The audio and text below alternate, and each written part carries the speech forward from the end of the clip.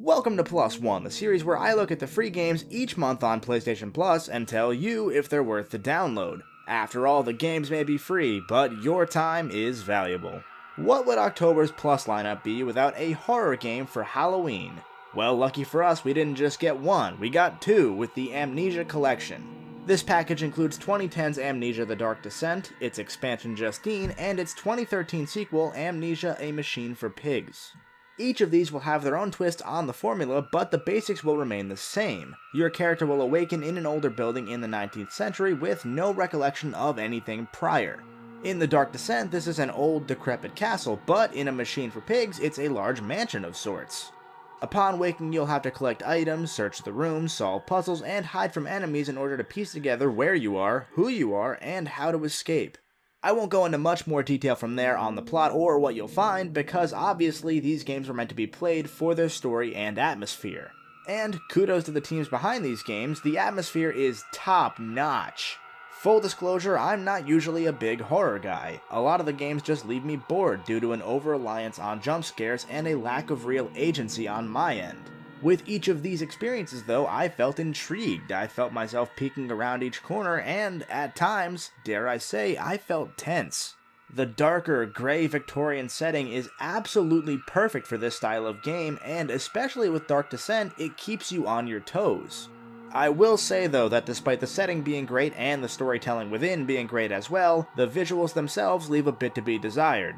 This is especially true for The Dark Descent. The game is presented exactly as it was in 2010 with no visual improvements at all as far as I can tell, so the game is kind of ugly at times. The atmosphere usually hides these shortcomings, but every now and then I look at the main character's hand and I just chuckle because it's so low res. Look at that. He's just holding a lantern with a potato. A truly fantastic horror game will do everything possible to keep me in the experience, and even if it's a shallow thing like that, there were a few times where it just took me out of it. In each of the two games you'll have a lantern to help you see in the dark, but you've got to make sure to use it sparingly. In Dark Descent's case, that's because you have to conserve your oil or else you'll run out. In Machine for Pigs, it's simply so that you don't alert enemies. If I had to compare the two, or three with Justine involved, we're not really going to count Justine here, I would have to say that Dark Descent all in all pulls off a horror game feel far better for me than its sequel because of the constant toying with light and darkness and because the game puts me in charge of that.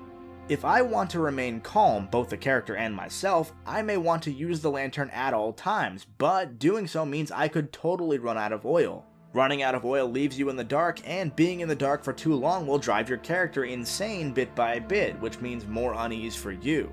It's a really well done balancing act, and it's one of those things that I feel not enough survival horror games do. If you're a fan at all of horror games, you've probably already played Amnesia, but either way, +1 the collection to your, collection.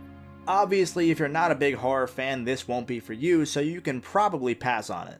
If you're a trophy hunter, you'll probably have to go through each game 2 or 3 times, which will obviously get a little bit tedious, but it'll only take you about 20 hours tops.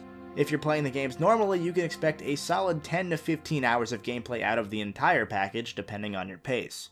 Either way, the game will eat up 7 gigs on your hard drive. And if you're watching this video after the game is no longer free, it's $30 regular price.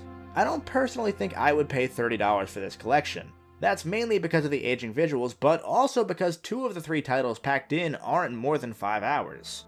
I think $20 would be a perfect price for it if you can find it on sale.